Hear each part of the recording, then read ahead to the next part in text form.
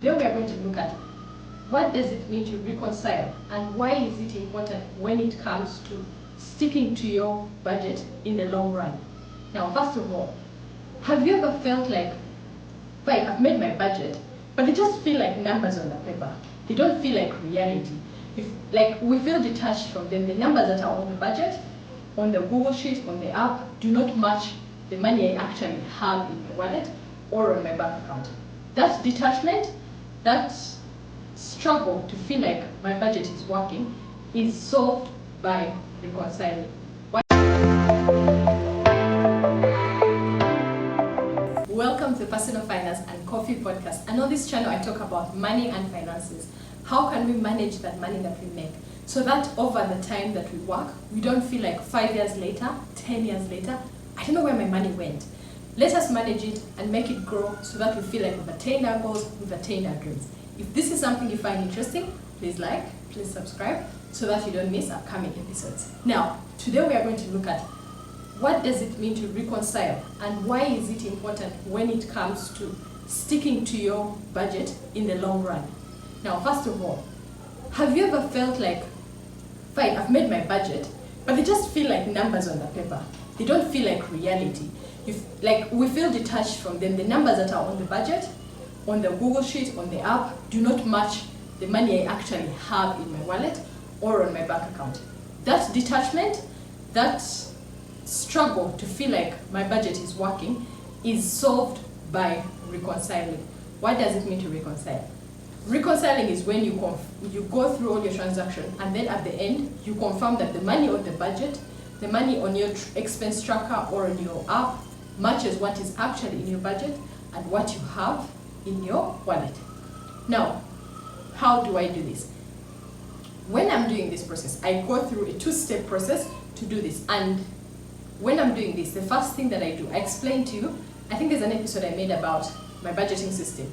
So I explained that I usually track on paper before I track in my budgeting app.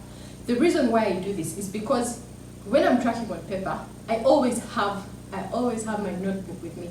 So I know I have my phone, but somehow my brain does not connect, my brain does not attach my phone to tracking my finances. So I can have my phone and just never track.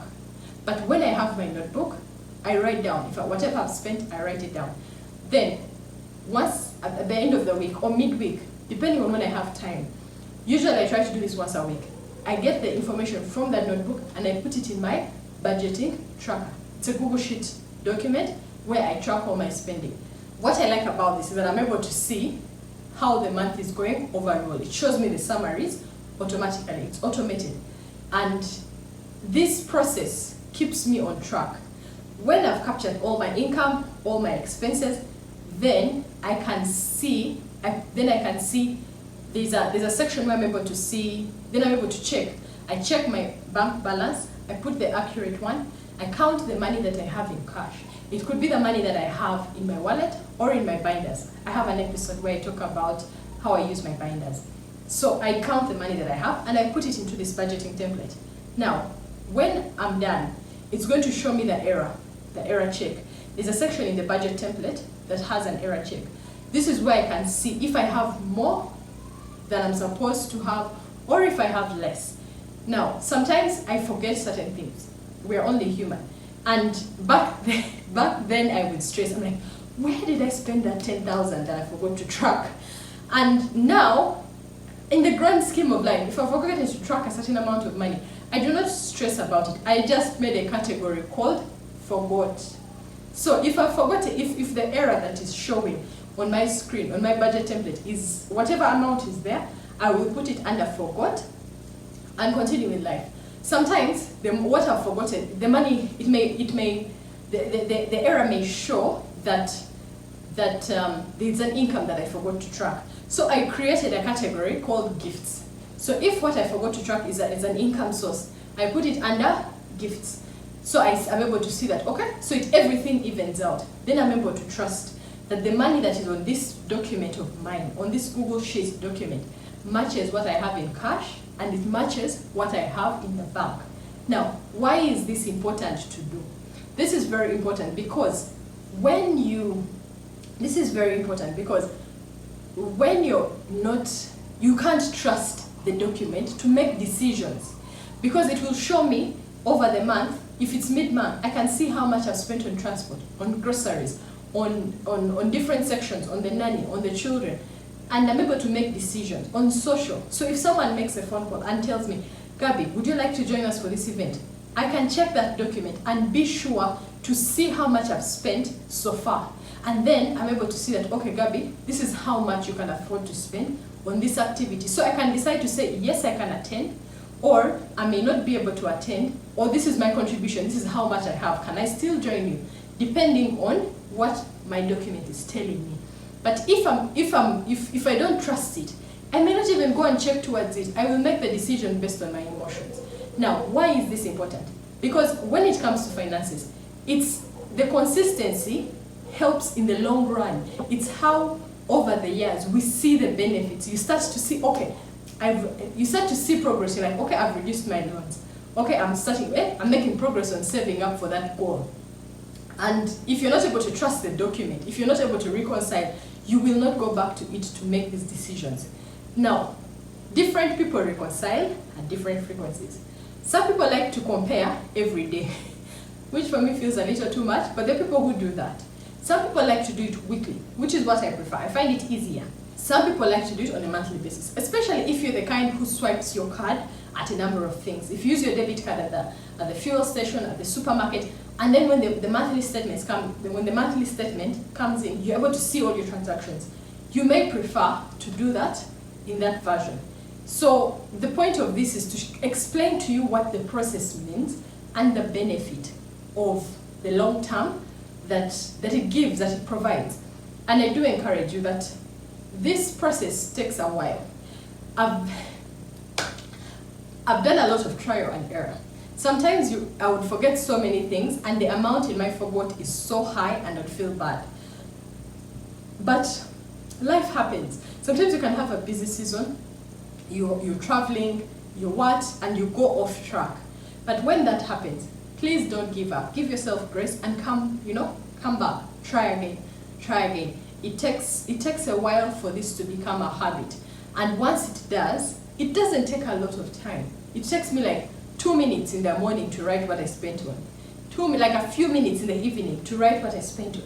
It takes a little bit, and then when it comes to weekly, it may take me like 5 to 10 minutes to type in what I spent on, check my balances, count my money. Like, now I've done it for a while, and it doesn't take that long. But the benefits that I get from it are, like, you people, I sleep better at night. I have so much less stress when I reconcile, because I know where I'm standing. And when I take some time without doing it, I feel like, what's happening?